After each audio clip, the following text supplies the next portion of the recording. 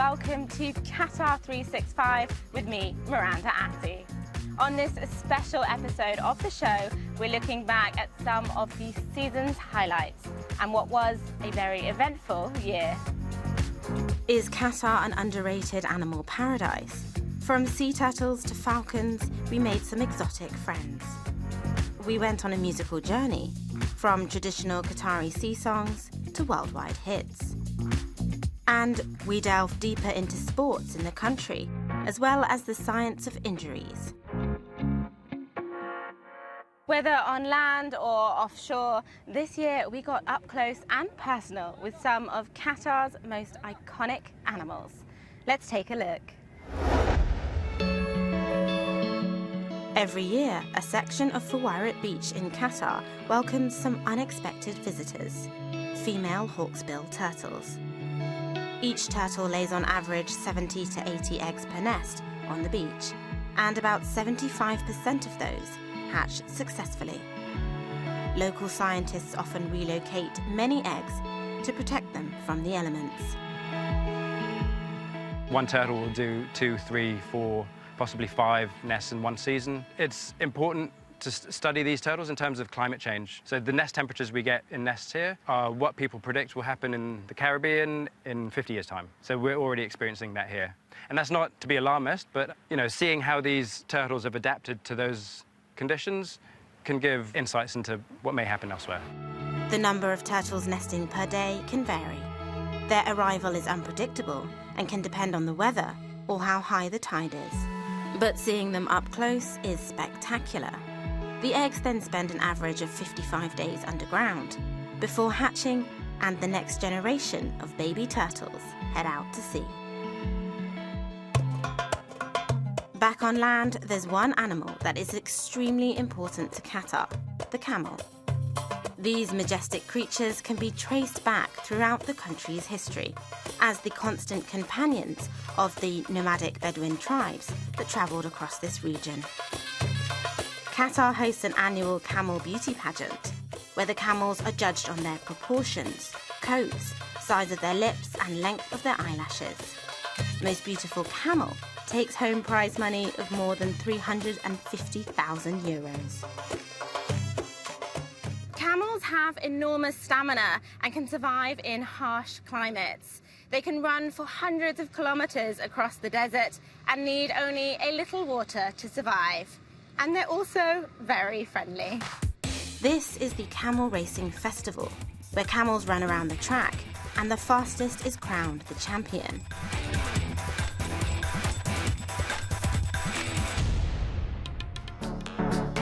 Another animal with a long history in Qatar is the falcon, the national bird of the country. Every year, the International Falcons and Hunting Festival takes place deep in the desert, and hundreds of falconers come to compete in a sport that dates back centuries. The competitions involve speed, skill, and beauty.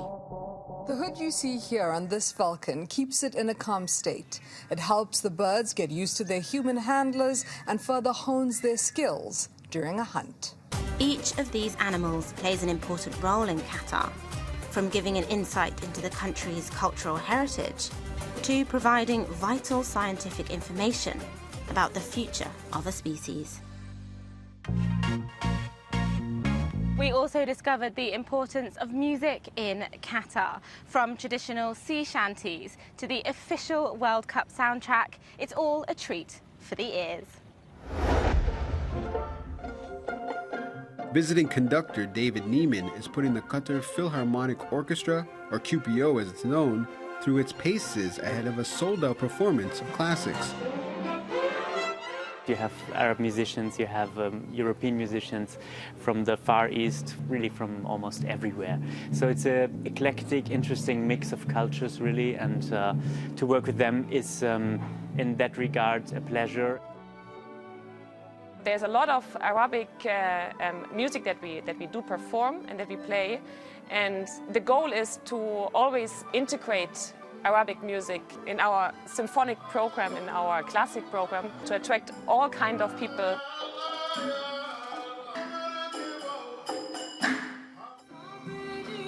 Meanwhile, over at Qatar Studios, what's old is new again. Qatari songstress Anwar is singing folk music native to the region, but with a modern touch. This style named Samri, the rhythm, this Samri. This Samri kind, every time we hear by female singer, in wedding, and sometime in the house. You know we're better together. The time is now or never. Hiya, hiya, ha. Hiya, hiya, hiya. Hiya, hiya, ha. Qatar Studios is responsible for producing the uplifting lead single Hiya Hiya for the FIFA World Cup Qatar 2022 official soundtrack. But they're not done yet, as this is the first time the tournament soundtrack will feature multiple songs bringing together international artists and sounds fitting for a truly global game. The best part of the whole project, just being in on location in the desert, going on different parts of Qatar, discovering new areas that I never been to actually. It was also just my second time just shooting a music video, so I'm relatively new to this. So it was all very, very, very exciting for me. It's all very exciting for Matt Howe as well. And if anyone knows what a hit record sounds like, it's the Grammy-winning sound engineer. But despite 4 decades in the business, the Qatar-based Brit is always ready to learn.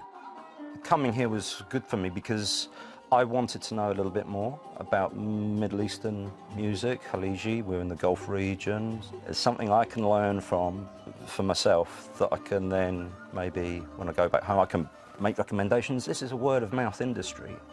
And if you play your A game and if you can connect with others, that's really good. Irish-born and Doha-based Martin Faraha has been playing regular gigs here since 2015. By day, he works as a music teacher, but as soon as school is out, Martin, often accompanied by his bandmates, can be found playing in unique locations all over the city. During lockdown, there was no gigs. We weren't allowed to play anywhere. But me and the guys decided to just take videos in different places. So we were on paddle boards in the ocean. We were in the cave out in the middle of the desert, and we were putting them up on TikTok and YouTube. And it just kind of snowballed from there. And then Formula One reached out and asked us to play main stage on the Saturday night, and I nearly fell off the chair when I got the email. It was amazing, a great experience. So whether traditional or modern, Arabic or international, or a fusion of both, Qatar's growing music scene has a little something for everyone.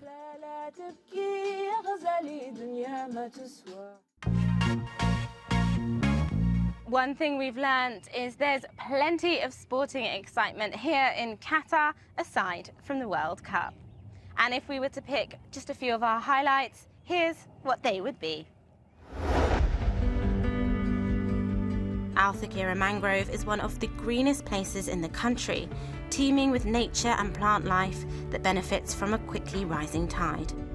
And when that tide is high enough, there's no better way to see the environment than by kayak. For 90 minutes, we're going to be kayaking through these mangrove channels as the sun starts to set. It's incredibly windy here, and we really are at the mercy of the elements and the natural environment. If the tide was low, this whole area would be completely dry. Right, are you ready for this? Exploring the mangrove channels by boat can certainly be a workout, but it's also an excellent way to get in touch with nature and offers the chance to see another side to Qatar. But there are other ways to get those endorphins than by water sports. Paddle is the fastest growing racket sport in the world, and it's hugely popular here in Doha. Paddle is a very easy sport to enjoy from the first moment. So you can enter with some friends or with people in a court, and from the first moment you are trying the sport, you feel that you can play. So regardless your age, your technical, your fitness level, you are able to enjoy it from the first moment. Like tennis, with a touch of squash, paddle has become a sporting smash hit. And I managed to get some top tips from coach Julia Galifa Beltri. Okay, look, now. And with so many courts, it's no surprise that Qatar will be hosting plenty of paddle tournaments in 2023. But what happens if you get injured during a game? Well, that's where Aspetar, Qatar's leading sports medicine research hospital, comes in. Because Aspetar deals with elite athletes, you want these athletes to feel at home, and the home for these athletes is a training center or a gym. And if you go into Aspetar, walk around Aspetar, you'll see that it's actually like a big gym or a training center, more than a hospital. The advanced technology here allows healthcare professionals to tailor their rehabilitation program on a case-by-case basis. We take a really simple example. Look, this guy's flexibility, his range of motion is fine. We don't need to work on that anymore. But this particular muscle strength or this way that he's moving, that one's below average. We actually need to focus all your rehab on that for the next days, weeks, however long it might be. And we're going to assess that again in a few weeks' time and make sure that when you come back, we've improved on that. So kayaking offers the adrenaline rush. Paddle is a great way to pick up a new racket sport. And Aspetar gives us a unique insight into the science behind treating sporting injuries. How amazing to look back on so many interesting stories and exciting experiences. And that is all we have time for on this episode. But as always, if you have any questions, just reach out via our hashtag Qatar365. Thanks for watching. Do check out Euronews.com for more and join us again next time on Qatar365.